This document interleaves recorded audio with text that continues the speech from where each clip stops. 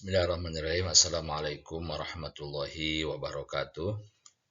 Alhamdulillah wassalatu wassalamu ala Rasulillah wa ala alihi wa ashabihi wa man tabi'ahum ma ba'du. Perkenalkan, nama saya Syafr Ahmad dari kelas B24.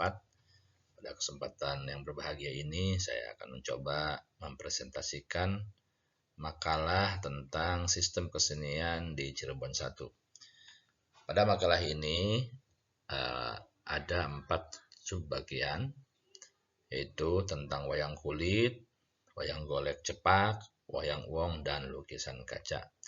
Mudah-mudahan apa yang saya presentasikan ini bisa bermanfaat bagi teman-teman semua. Terkhusus saya ucapkan terima kasih kepada Bapak dosen pada mata kuliah Cirebon 1 di sini, yaitu Bapak Heru Prayogo, yang telah memberikan bimbingan kepada kami sehingga kami bisa menyelesaikan makalah tentang sistem kesenian di Cirebon bagian 1 ini. Baik teman-teman, mari kita mulai presentasi ini. Kesenian Cirebon merupakan bagian integral dari kebudayaan yang kaya dan beragam di daerah ini. Terletak di Jawa Barat, berbagai bentuk kesenian yang ada di Cirebon mencerminkan pengaruh sejarah, agama, dan interaksi budaya yang telah berlangsung selama berabad-abad. Kesenian Cirebon tidak hanya merupakan bentuk ekspresi artistik, tetapi juga memainkan peran penting dalam membentuk identitas budaya, menyampaikan nilai-nilai moral, serta melestarikan warisan sejarah masyarakat. Pelestarian dan pengembangan kesenian ini sangat diperlukan agar dapat terus dinikmati oleh generasi mendatang dan tetap menjadi bagian dari kehidupan masyarakat Cirebon. Di antara kesenian khas Cirebon adalah wayang kulit, wayang golek cepak, wayang wong, dan lukisan kaca. Baik, yang pertama, sebelum kita bahas 4 bagian tadi, kita akan membahas pentingnya kesenian dan budaya dalam sejarah masyarakat Cirebon. Yang pertama, peran penting kesenian dalam budaya dan sejarah masyarakat Cirebon adalah sebagai media penyebaran agama. Jadi bukan hanya sekedar hiburan, tapi dulu ya, terutama para alim ulama ya, yang penyebar agama Islam itu menggunakan kesenian menjadi media untuk penyebaran agama. Di kesenian di Cirebon, khususnya tari topeng, awalnya digunakan sebagai media untuk penyebaran agama Islam.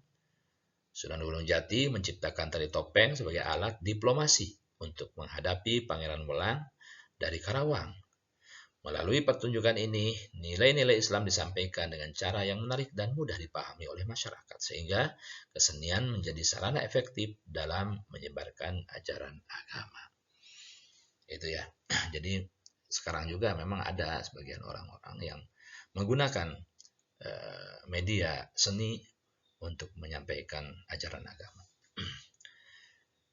Selanjutnya, peran penting kesenian itu adalah sebagai identitas budaya. Jadi kesenian tradisional seperti tari sintren, tari gembyung menjadi simbol identitas masyarakat Cirebon.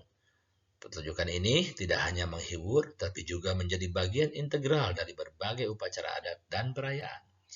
Dengan demikian, kesenian tersebut memperkuat rasa kebersamaan dan identitas kedaerahan di kalangan masyarakat Cirebon. Selanjutnya, kesenian itu juga sebagai pendidikan dan nilai moral. Kesenian di Cirebon juga berfungsi sebagai sarana pendidikan. Mulai pertunjukan seni, masyarakat dapat belajar tentang nilai-nilai moral sejarah dan tradisi mereka. Misalnya, tari topeng tidak hanya sekedar hiburan, tapi juga mengandung filosofi yang mendalam tentang kehidupan beragama dan ketakwaan. Selanjutnya, juga seni itu atau kesenian dalam budaya Cirebon itu berfungsi untuk melestarikan warisan budaya. Upaya pelestarian kesenian oleh pemerintah dan masyarakat sangat penting untuk menjaga warisan budaya Cirebon. Banyak kelompok seni yang aktif menggelar pertunjukan baik di dalam maupun di luar negeri, serta lembaga pendidikan yang mengajarkan kesenian ini kepada generasi muda. Ini memastikan bahwa kesenian Cirebon akan tetap hidup dan relevan di tengah arus modernisasi. Selain itu juga,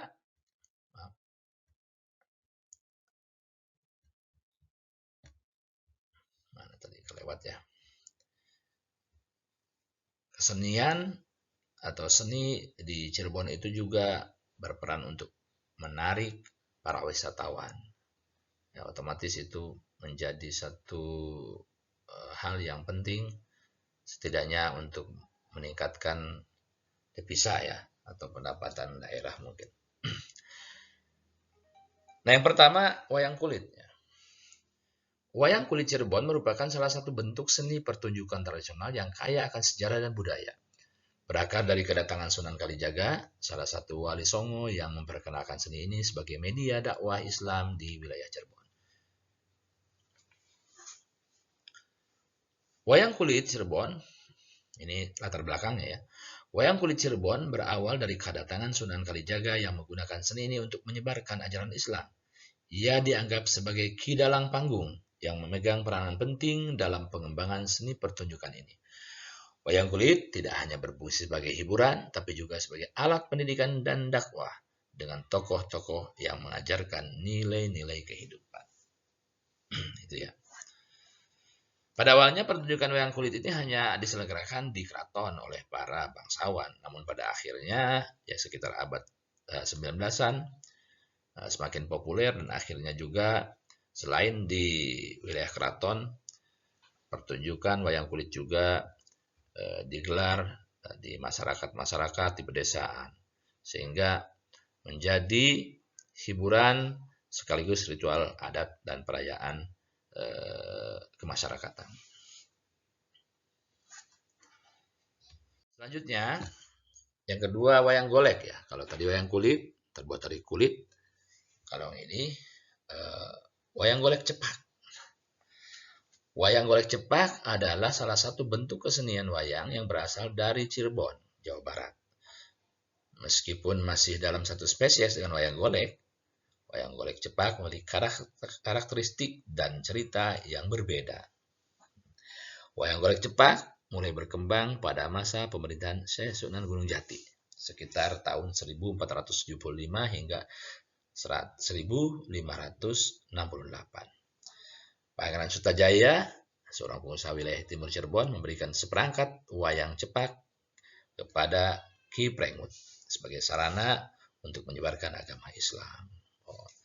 Jadi wayang golek cepak itu seperti tadi wayang kulit juga bukan hanya sekedar untuk hiburan tapi juga sarana untuk menyebarkan agama.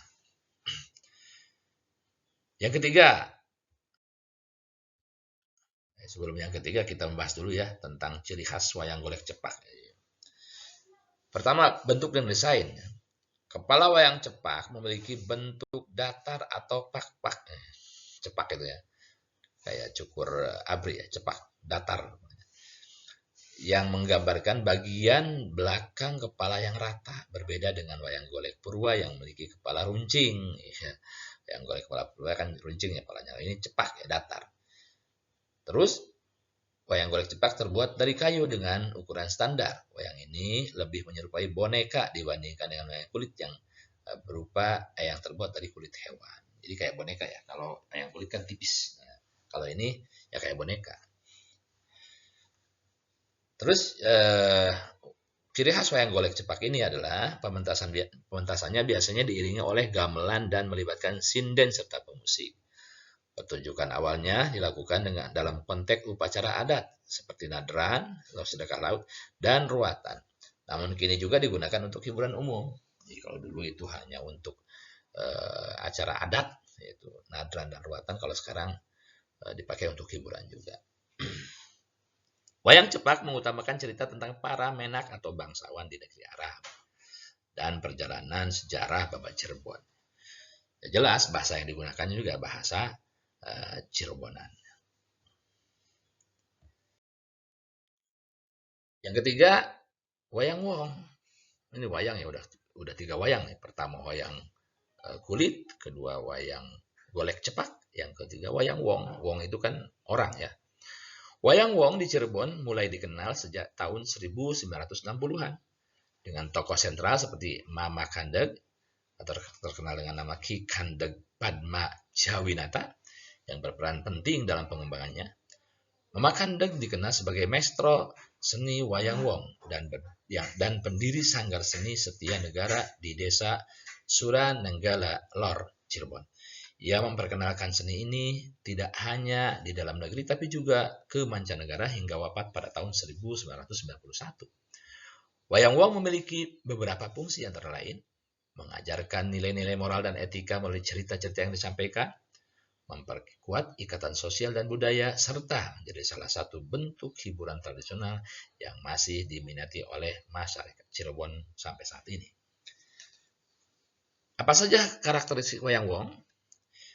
Nah, di sini akan kita bahas. Wayang wong menampilkan cerita-cerita dari epik seperti Mahabharata dan Ramayana, serta kisah-kisah lokal yang berkaitan dengan budaya dan sejarah Cirebon.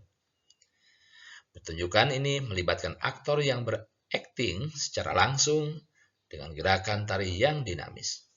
Para pemain mengenakan kostum berwarna-warni yang mencolok, serta topeng yang menggambarkan karakter yang mereka perankan. Topeng-topeng ini juga seringkali memiliki desain yang rumit dan simbolis menceritakan karakter tokoh yang dimainkan. Pertunjukan wayang wong biasanya diiringi oleh gamelan, menciptakan suasana yang mendukung dan sesuai dengan kondisi panggung. Nah, yang keempat adalah lukisan kaca Cirebon. Lukisan kaca Cirebon adalah bentuk seni lukis yang unik dan kaya akan nilai spiritual serta budaya yang telah ada sejak abad ke-17. Lukisan kaca mulai dikenal di Cirebon bersamaan dengan berkembangnya agama Islam di Pulau Jawa, khususnya pada masa pemerintahan Panembahan Ratu. Seni ini diperkirakan masuk ke Indonesia melalui pedagang Cina yang bertransaksi di Cirebon. Pada awalnya, lukisan kaca berfungsi sebagai media dakwah, menampilkan simbol-simbol Islam seperti kaligrafi dan gambar-gambar yang berkaitan dengan ajaran agama. Itu ya. Mungkin demikian presentasi yang saya sampaikan. Mudah-mudahan ada manfaatnya bagi kita semua. Sekali lagi, terima kasih atas perhatiannya. Allahumma fiq ila aqwamit thoriq. Assalamualaikum warahmatullahi wabarakatuh.